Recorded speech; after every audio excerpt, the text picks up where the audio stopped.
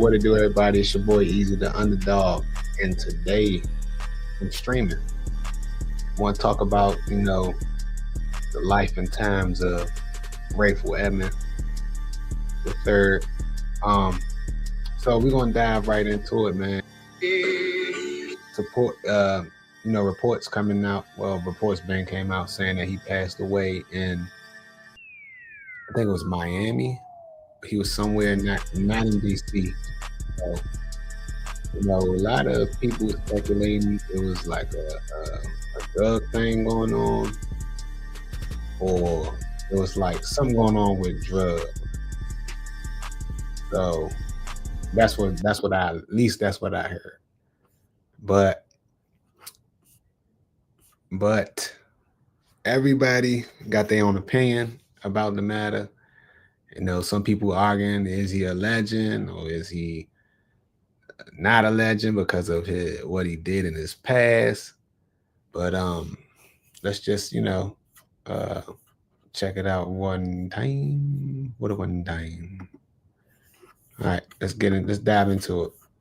Out in part because in the 90s, he cooperated with the government after the FBI learned he was making large drug deals with the Columbia cartel from his federal prison cell in Pennsylvania. In 1994, he flipped and became a snitch. Court records show for the next 20. Look how fast they called him a snitch. They got to emphasize that he was a snitch. So, I say this, in black culture and in urban culture, it's like a lose-lose situation, right? Either you a legend or you're not. Either you stand tall or you don't. It's like, what do you get out of it? You get nothing out of it, right? But that's the game that they play. Just for a quick dollar. It was all smoke and mirrors in the end, you know what I'm saying? 20 years, Edmond provided information to the feds that led to the convictions of at least 100 people.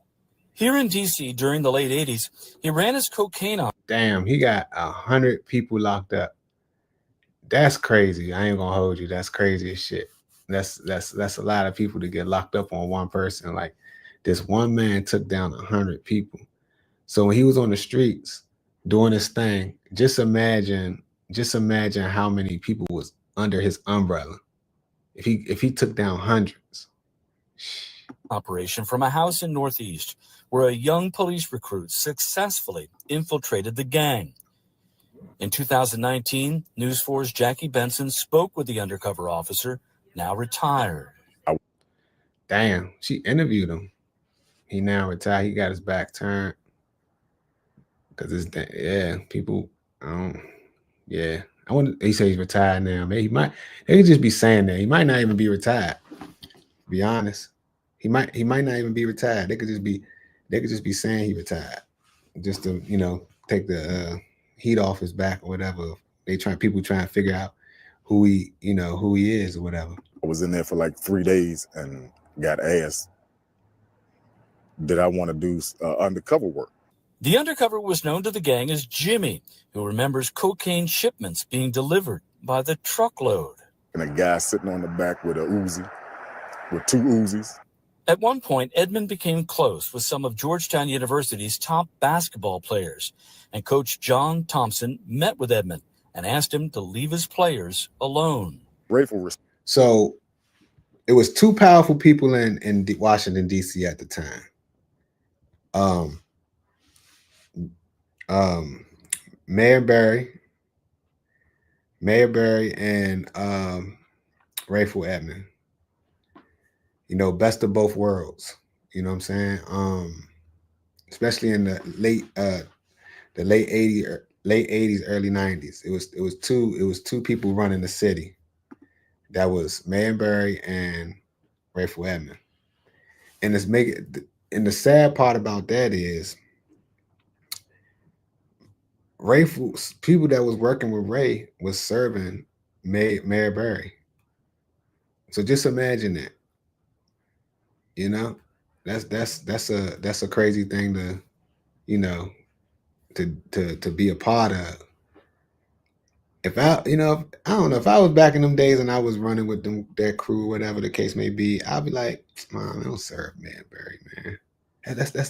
That's Mayor Berry, man. Don't serve him.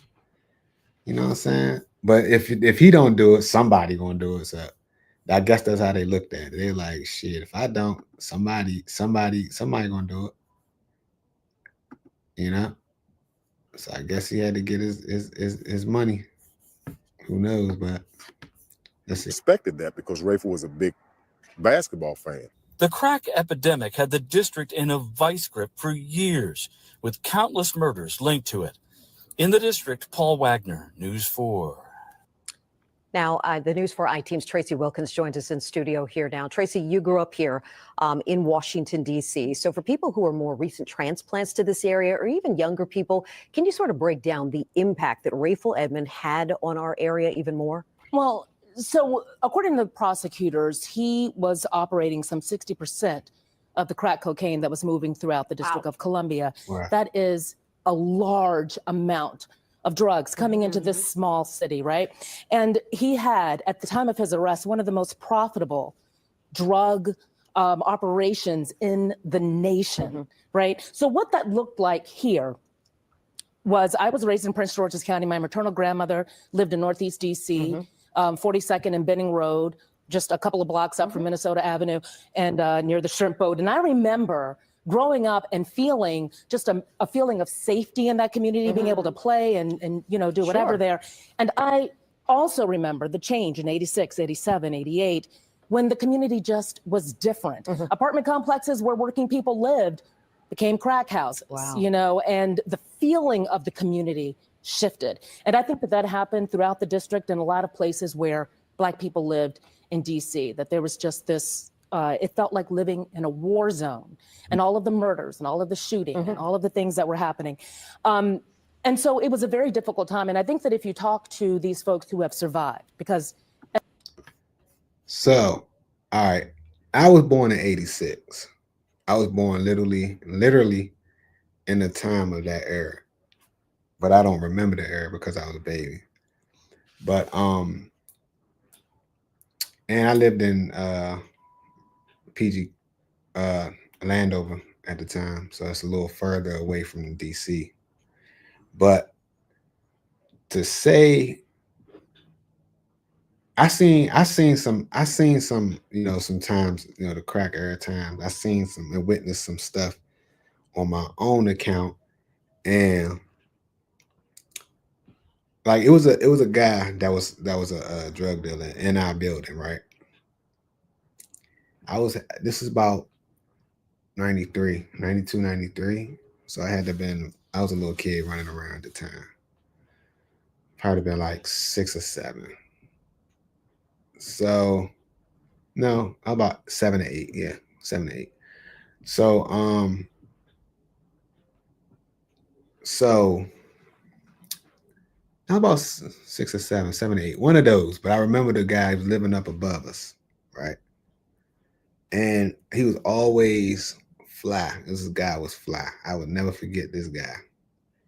I ain't saying no names, but this guy, he was like the hustler in the neighborhood. He was hustling. We know. And he lived above us. And I remember he used to always ask me to take something to a car for him. Like he'd see me out on my big wheel, riding, on a sidewalk or whatever. And he would ask me to do him a favor. He'd like, hey, come here, little man. So I knew him from living upstairs, right? He had piranhas. He had piranhas in his fish tank. And he would like let me see the piranhas. Like I come in his house. He lived by himself, and he'll let me look at the piranhas, and he'll feed them and stuff, right? He would feed the piranhas, the meat he'd chop up, and I stand there, and stand there and watch him feed the piranhas or whatever. So he's always asked me to take a book bag, or to a car, a certain car he'd tell me to go to. But I didn't know no better. I ain't know no better. So, I think my mother or somebody seen me do that before. I think it was the babysitter. Somebody seen me run the bag to the car. I never looked in the bag, so I don't know what it was. But it's just ironic that, once I put it two into the cup, he always had a page on him with rubber bands around it. Fresh New Balance. He had two Z's. He had a black Z and a gold, he had a black Z and a silver Z. The Nissan Z's back then. And he was like, every time he see me, I want to say all the time, but majority of the time, when he see me out there, and he'd be like, "Hey, take this bag to this car and give this to this person for me." And it sometimes be the same person, sometimes be a different person. I never forget, you know what I'm saying? So I think it was my neighbor or my mother seen me run the bag to the car one time. And after I did that, and after I guess he stepped off or something, I think my neighbor or my mother told me, "Don't ever do that again." They never told me why, or the person who told me, they just never told me why. They just said, don't do that no more. Make him run his own bag to the car. But I'm thinking as a kid that I'm just running a bag to a car because he asked me to. I don't know no better. You know what I'm saying? So I was like, in my mind, I didn't question it as a kid, but in my mind, I'm like, well, why not? Why can't I run a bag to the car? Like, what's the whole purpose of the bag, running the bag to the car? And that's what I asked in my head. I never asked the adult that. Like, I wasn't that, because we was afraid of our parents back then, or elders back then. So when they say something, it goes. So I was like, okay. So I never ran a bag to the car for him again. But fast forward, in hindsight, I had to been running drugs for him to the car. But I didn't know no better. So I can't be like, yeah, I used to run drugs. No, it don't work like that. You know what I'm saying? I really realized I didn't know what I was doing. So I was fast forward in hindsight, I was watching something, and I was watching how the hustler. I was watching a documentary, and they was showing how the hustlers would use the kids to run the bags and the drugs to whoever they giving it to. They have the kids do it to keep the heat off them. So now I'm like early 20s now. So it dawned on me, it flashed in my head like, damn, I think I was doing that. I could have been doing that. Because I remember the guy upstairs from me, he was a hustler. He was moving that. Everybody knew, but everybody knew he was flashy. But me as a kid, I can't say I knew. But, as you grow up in the neighborhood, and they're like, oh, yeah, what's in that? Oh, well, he was doing that? Okay. Well, hold on. I used to take a few bags to a car before he told me. I don't know. I just knew I used to hand it to somebody. I thought it was a relative. It could have been a relative. But I was doing it too often. So I knew it was more than just a relative when I got older. Like, nah, he couldn't be no relative. But I say that to say, being curious, curiosity, like, as I got older, I got curious a little bit, like, damn. And I never forget, he got into a fight in front of our building before. It was wild. I sat there and watched them fight. It was somebody pulled up. They was arguing real bad.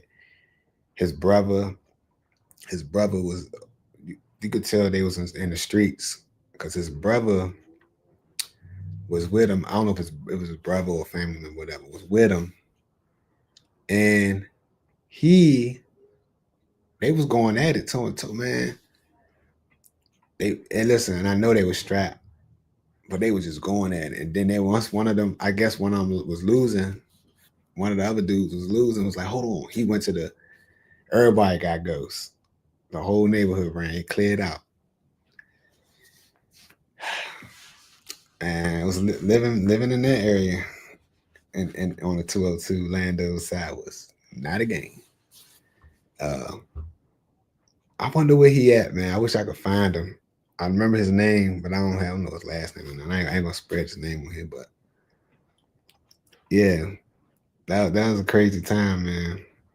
He was always a flashy dude, like very flashy. Look, the rope chains. I'm talking about this dude always had the rope chains, nice jeans, nice coats, but he wasn't like no pimp type looking dude. He was like you could tell he was like a street dude.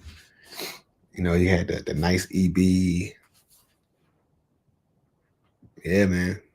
That's my little, story of being naive and not knowing stuff. But let me see what Edmond didn't do this alone. Right. He had a crew. network of dealers who he operated with, and there were a lot of people who were making money off of that operation. They lost, in addition to, for those who survived, a lot of time, right? Because of the war on drugs and these extended years that people spent in prison, and how that's impacted this generation, in addition to the addiction, the people who died, the people who were incarcerated, so many kids and grandkids. But you know what? This one thing I want to say about this whole situation. If he would have came home, if he would have just did his time solid, right? And came home like his friend did, like Tony Lewis did, or whatever, and never sold drugs in the jail. I wonder would he have not did as much time as he did, or would he just be coming home with the Tony Lewis, them people and the Kurt Bone? Would he be coming home at the same time that they came home or whatever? And I wonder how the public will receive him, because he was such a big time figure and drug dealer at the same time. Like, how could you live a normal life like that? I don't think you can. Like, I really don't think you could, but they say, they say he had a lot of businesses under other people's names, right? Then his moms and his brothers and sisters, I heard they got the dealerships and and then he was just not seen not too long ago flashing 30,000 out his pocket, like in Miami or somewhere. So it's like, I wonder if he never had that rat bone, that bad bone on his name, what would it be like? Because a lot of people scream, oh, he messed up he made DC look bad. He made this look bad. But then I say this, everybody could say what they want to say when they're not in that position. It's the game, right? This is the game. Everybody could say what they wouldn't have done and what they would have done on the outside. But just imagine you're back against the wall, what would you do? What can you do? You know? Shout out to Tony Lewis. I mean, if he could do what he did and stay clean and came home honorable, then maybe you can do it. So I guess there's no excuse for him, you know. And then I heard that a lot of people wanted his head in the city. I heard that. I had a conversation today with an OT. He was a sharpshooter in a barber shop. He was a sharpshooter for the United States government. He was one of them, and he was telling me some stories about Raytful Edmond and his crew, the Orleans crew, and the stories he was telling me. I was like, dang, that's crazy. And he was just like, it's no way. He said, oh, okay, the OT was telling me, he was like, the day they raided his house, right? The day they raided Ray's house, he said Ray sat on the couch. Lie to you not. He was just telling me the story earlier. That's what made me wanted to do a little segment, right? He said he sat on the couch like this and watched them busting his door. And when they came in and seen him sitting, legs crossed, just sit back like he was in a recliner chair. He said Ray was like, yeah, I knew y'all was coming. Y'all ready to go? And stood up, put his hands behind his back, and walked out. He said he told his lieutenant that he couldn't go in on this raid because Ray knows him. But also he was saying like Raytful Edmond knew he said Ray knew that he is task force, but he said that he respected Ray, the family. He got love for Ray family because they know him like from growing up in the city.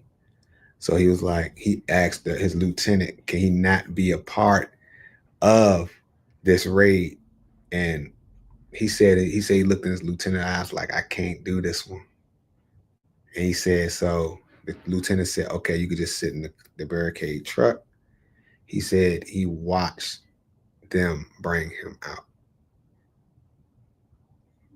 He said it was crazy. He said it was like a lot of anxiety at that time. He said he couldn't believe it was happening. He said he watched this man at the top of the mountain fall from that mountain. But then that's when he was like, shoot, he was larger in jail than on the streets. But then he was like he was actually better off, and he lasted longer by going to jail because he was like a lot of crews was trying to hit him because of family members dying. He was blamed for a lot of deaths. He was like, so but that's the game, man. That's the game that they played at that time. So yeah, we had a long conversation in the barbershop, and it was a cool conversation.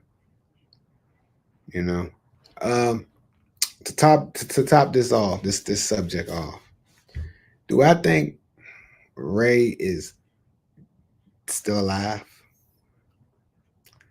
That's a hard one because he is human.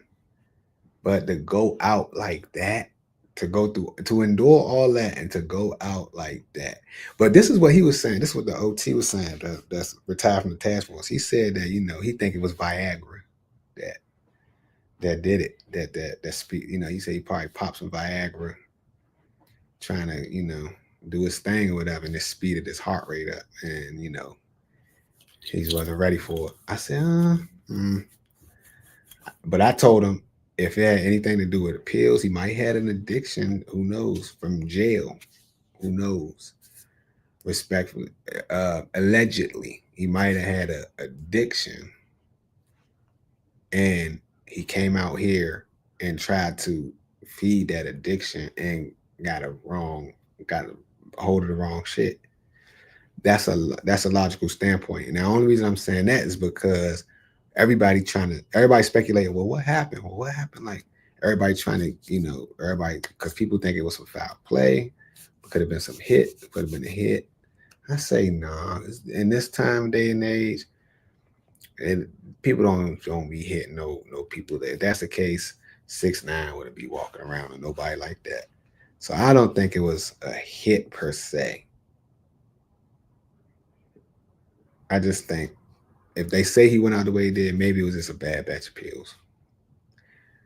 I don't know. They said something like a heart attack, halfway house. I don't know. Or maybe it's a lie. Maybe it's just to bring bring him back down, get him off this radar. Because right now he's on the radar. Like, okay, he out here, he pulling the Alpo. He pulling the Alpo. He talking too much. He's being seen too much. But yeah, man. I'm a civilian. I'm and I'm from a civilian standpoint. Yeah, so yeah, so but anyway, shout out to people that stayed and listened, to what I'm talking about right now. Also, make sure y'all like and subscribe to my YouTube channel. I'm gonna be doing more streams. I'm, getting into the flow of things. This is just one of many to come. Easy the Underdog. And I'm out. Hey, and if y'all got any other joints y'all think I should talk about or stream about, hit me up. Let me know. And we can get it popping. We can talk about it. I could also add some people to the stream and we could talk about it like that. It don't really matter. But until then, it's your boy Easy, and I'm out.